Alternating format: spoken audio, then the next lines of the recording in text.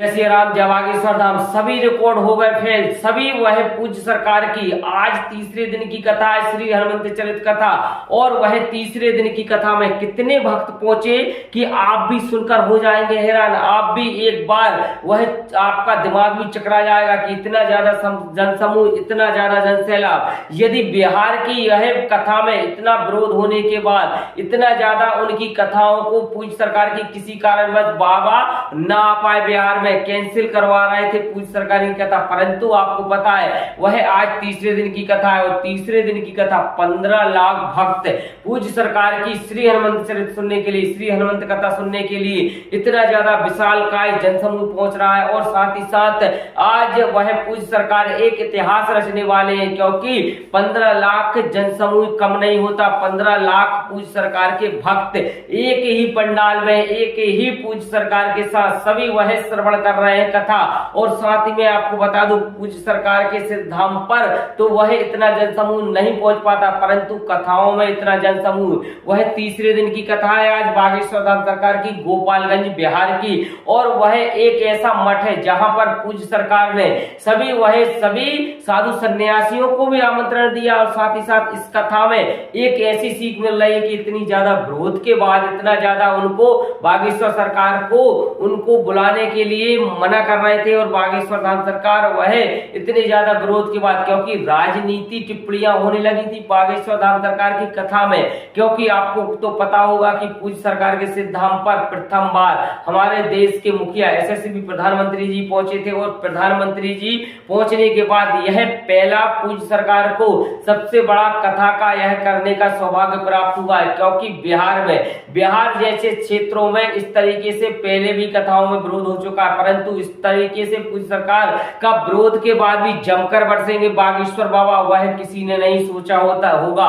क्योंकि ठटरी भी मार रहे हैं उनकी छाती पर रहकर, और उन्हीं से पूज्य सरकार जयकारे भी लगवा रहे हैं। क्योंकि बागेश्वर धाम सरकार पूज्य सरकार का ऐसा ही रवैया रहता है कि जहां पर पूज्य सरकार का यदि विरोध हो, उस विरोध में पूज्य सरकार उनकी ठटरी भी मारेंगे और उनके साथ रहकर जय श्री राम के नारे भी लगवाएंगे। क्योंकि बागेश्वर धाम सरकार पूज्य सरकार सबसे ज्यादा कथाओं में ही सबसे ज्यादा व्यस्तता रहते हैं और ज्यादातर दिव्य दरबारों में। परंतु बिहार में तो पूज्य सरकार को जमकर ही बरस रहे हैं। हर कथाओं में पूज्य सरकार का ऐसा रहता है कि कथा कुछ दिनों के लिए पूज्य सरकार घंटा 2 घंटा करते, इसके बाद पूज्य सरकार थोड़ा सा विराम लेते, परंतु वह बिहार की कथा में तो निरंतर 3 से 4 घंटे लगातार कथा कर रहे हैं। और पूज्य सरकार साथ ही साथ उन बिहारियों के लिए जो धर्म विरोधी हैं, पूज्य सरकार के लिए काफी भला बुरा कहते हैं, उन धर्म विरोधियों की ठटरी भी मार रहे हैं। और साथ में उनका पूज्य सरकार भविष्य और भूत और वर्तमान तीनों को उस कथाओं में व्याख्यान कर रहा है। और तो देखिएगा यह कथा का पूज्य सरकार का main gate, second number gate और थर्ड नंबर गेट, 3 गेट, बड़े बड़े गेट वो है हाउसफुल जा रहे हैं। क्योंकि 15 लाख भक्तों का जमावड़ा, इतना जनसमूह, इतना जनसैलाब, इतना आपने आज तक महाकुंभ की तरह पूज्य सरकार का यह श्री हनुमंत कथा गोपालगंज बिहार में मठ में लगी हुई है। और इस कथा में एक हमें सीख मिलती है कि जिन पर कृपा राम की हुई, तापे कृपा करे सब कोई। भगवान राम की कृपा जिन पर होती है उनके कभी भी नहीं बिगड़ते। कारण के साथ आज वह पूज्य सरकार एक इतिहास रचने वाले हैं, क्योंकि 15 लाख जनसमूह कम नहीं होता। 15 लाख पूज्य सरकार के भक्त एक ही पंडाल में, एक ही पूज्य सरकार के साथ सभी वह श्रवण कर रहे हैं कथा। और साथ ही में आपको बता दूं, पूज्य सरकार के सिद्धांत पर तो वह इतना जनसमूह नहीं पहुंच पाता, परंतु कथाओं में इतना जनसमूह। वह तीसरे दिन की कथा है आज बागेश्वर धाम सरकार की, गोपालगंज बिहार की। और वह एक ऐसा मठ है जहां पर पूज्य सरकार ने सभी साधु सन्यासियों को भी आमंत्रण दिया। और साथ ही साथ इस कथा में एक ऐसी सीख मिल रही है कि इतनी ज्यादा विरोध के बाद इतना ज्यादा उनको बागेश्वर सरकार को उनको बुलाने के लिए मना कर रहे थे। और बागेश्वर धाम सरकार वह इतने ज्यादा विरोध के बाद, क्योंकि राजनीति टिप्पणियां होने लगी थी बागेश्वर धाम सरकार की कथा में।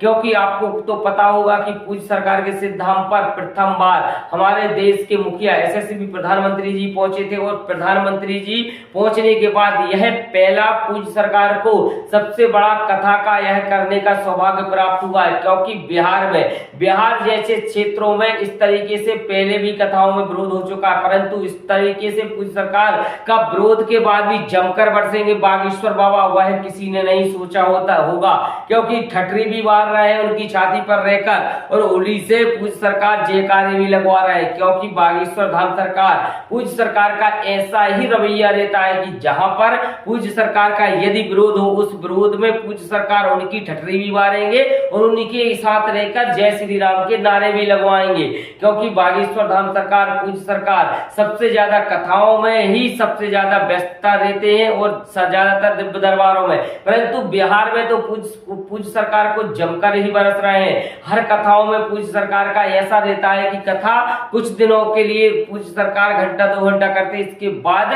पूज्य सरकार थोड़ा सा विराम लेते, परंतु वह बयान हो चुका है। परंतु इस तरीके से पूज्य सरकार का विरोध के बाद भी जमकर बरसेंगे बागेश्वर बाबा, वह किसी ने नहीं सोचा होगा, क्योंकि ठटरी भी मार रहे हैं उनकी छाती पर रहकर और उड़ी से पूज्य सरकार जयकारे भी लगवा रहे हैं, क्योंकि बागेश्वर धाम सरकार पूज्य सरकार का ऐसा ही रवैया रहता है कि जहां पर पूज्य सरकार का यदि विरोध हो, उस विरोध में पूज्य सरकार उनकी ठटरी भी मारेंगे और उनके साथ रहकर जय श्री राम के नारे भी लगवाएंगे, क्योंकि बागेश्वर धाम सरकार पूज्य सरकार सबसे ज्यादा कथाओं में ही सबसे ज्यादा व्यस्तता रहते हैं और ज्यादातर दिव्य दरबारों में, परंतु बिहार में तो पूज्य सरकार को जमकर ही बरस रहे हैं। हर कथाओं में पूज्य सरकार का ऐसा रहता है कि कथा कुछ दिनों के लिए पूज्य सरकार घंटा 2 घंटा करते, इसके बाद पूज्य सरकार थोड़ा सा विराम लेते, परंतु वह बिहार की कथा में तो निरंतर 3 से 4 घंटे लगातार कथा कर रहे हैं और पूज्य सरकार